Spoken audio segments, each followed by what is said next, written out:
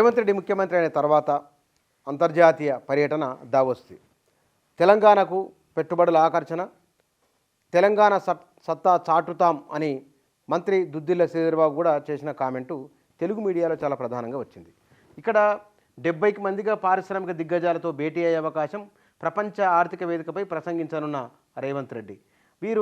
ఈయన సీఎం అయిన తర్వాత తొలిసారి విదేశీ పర్యటన 17 నుంచి 19 వరకు స్విట్జర్లాండ్లోని దావోస్లో జరగనున్న వరల్డ్ ఎకనామిక్ ఫోరం 54వ వార్షిక సమావేశంలో పాల్గొంటున్నారు. ఐటీ పరిశ్రమల శాఖ మంత్రి దుద్దిల్ల శ్రీధర్బాబు, అధికారులు, సీఎం ఉన్నారు. ఇక్కడ రేవంత్ రెడ్డి పరిపాలనలో తాను ముఖ్యమంత్రి అయిన తర్వాత చాలా వేగంగా సమీక్షలు చేస్తున్నారు. అందులో వారు మాట్లాడినవి ORR, RRR మధ్య క్లస్టర్లు ఏర్పాటు చేయబోతున్నామనేది. కొన్ని వందల వేల 2,000 ఎకరాలు, 3,000 ఎకరాలు ఒక్కొక్క దగ్గర. అది ఫార్మా రంగానికి సంబంధించిందే కాకుండా ఇతరేతర అంటే ఐటీ ఎగుమతులకు సంబంధించినవి, మౌలిక సదుపాయాల ఉత్పత్తులకు సంబంధించినవి, తర్వాత ఇక్కడ ఎక్కువ మందికి ఉపాధి తీసుకొని రావాలన్న ఆలోచన కూడా వారు అన్నారు. అంటే 1.5 మంది శాటిలైట్ టౌన్షిప్లలో నివసించే విధంగా, అక్కడనే పరిశ్రమలు ఏర్పాటయ్యే విధంగా, అది ఐటీ పరిశ్రమలే కావచ్చు, లేదా పరిశ్రమలకు అనుబంధంగా వచ్చే ఉప పరిశ్రమలు కావచ్చు, ఈ అన్నిటిని ఏర్పాటు చేస్తామని వారు అన్నారు.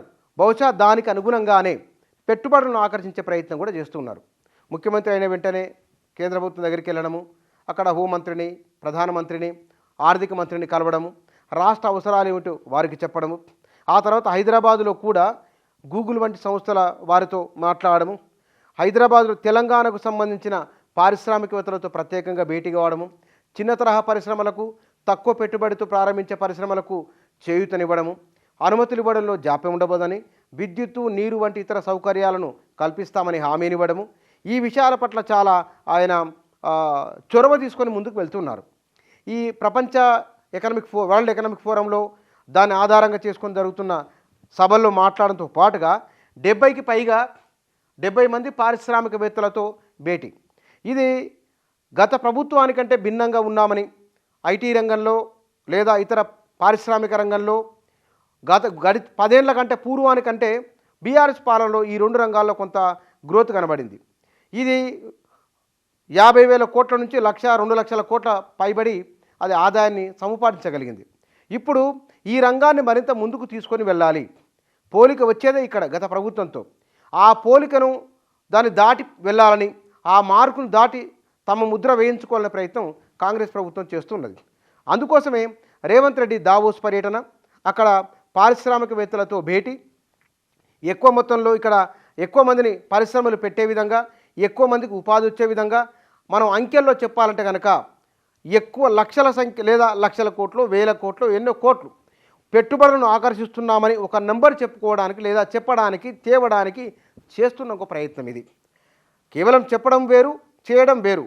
ఈ మనం నెల 2 నెలల కాలంలోనే అంచనా వేయలేం కాబట్టి చేస్తున్న ప్రయత్నం మాత్రం అది శీఘ్రంగానే ఉన్నది. తేవాలనే పట్టుదల, తలంపు ఉన్నది. ఏదో చెయ్యాలి, నమ్మి ఓట్లేసారు కాబట్టి ఆ ఓట్లేసిన ప్రజలకు వీలైనంత మేరకు శక్తి వంచన లేకుండా ప్రయత్నం చేయాలి, పరిపాలనలో ముద్ర వేసుకోవాలి అనే భావన, ఆలోచన, ఆచరణ ఈ ప్రభుత్వంలో కనబడుతున్నది. బహుశా రేవంత్ రెడ్డి కూడా భారీ పెట్టుబడులు లక్ష్యంగా వెళ్ళిన లేదా ఆ దిశగా వేస్తున్న అడుగుల్లో ఒక భాగంగా చూడాల్సి ఉంటుంది.